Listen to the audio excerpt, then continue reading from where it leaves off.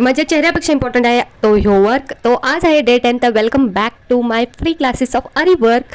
तर आजपासून आपण स्टार्ट करणार आहे बीट वर्क. तर ऑलरेडी आपलं बीट वर्क आपल्या क्लासेसवरती झालेलं आहे माझ्या चॅनलवरती. तरीसुद्धा प्रॅक्टिस करणं खूप इम्पॉर्टंट आहे, का की प्रॅक्टिस मेक्स मॅन परफेक्ट. तर हे मी कट पाईप्सनी इथं बीट्स घालत चालले आहे. तर मी इथं बीट्स 2-2, 3-3 असे करून घालते आहे. तर तुम्ही सुद्धा असं प्रॅक्टिस करा तुमच्या घरांमध्ये. बरोबरच सिक्वेन्स सुद्धा करणं खूपच इम्पॉर्टंट आहे, का की आपण जेव्हा सुद्धा आपण ॲडव्हान्स नाही तर आपण 3D वगैरे करणार असतो त्या टाइमला सिक्वेन्स बीट वर्क हे खूपच इम्पॉर्टंट आहे आणि खूप गरजेचं सुद्धा आहे. हे ना तुम्हाला थोडं बोरिंग सुद्धा वाटत असेल, पण हे करत असाल तरच तुम्हाला आरीवर्कमध्ये परफेक्ट व्हाल तुम्ही.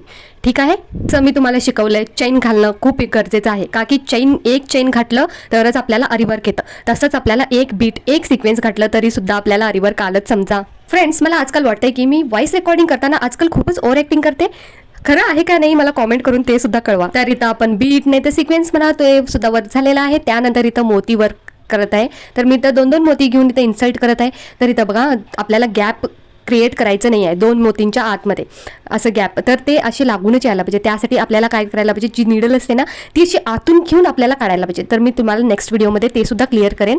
त्यानंतर आपल्याला कट पाईपसुद्धा घालायचे आहेत. तर आजच्या व्हिडिओसाठी इतकंच. आणि पुढील व्हिडिओमध्ये आपण beaded work, silk thread work आणि सिल्क थ्रेडनीच आपण लीफ कसं ड्रॉ करतो आणि बीट्सनी आपण लीफ कसं ड्रॉ करणार आहे ते सगळं आपण पुढील व्हिडिओजमध्ये बघणार आहे. त्याबरोबर आपण हिस्ट्री तरी विसरूनच गेलो ते सुद्धा आपण बघणार आहे. त्यासाठी सांगते फ्रेंड्स, माझ्या चॅनलला सबस्क्राईब करून घ्या, ताकी पुढं तुम्हाला उपयोगी येईल माझं चॅनल.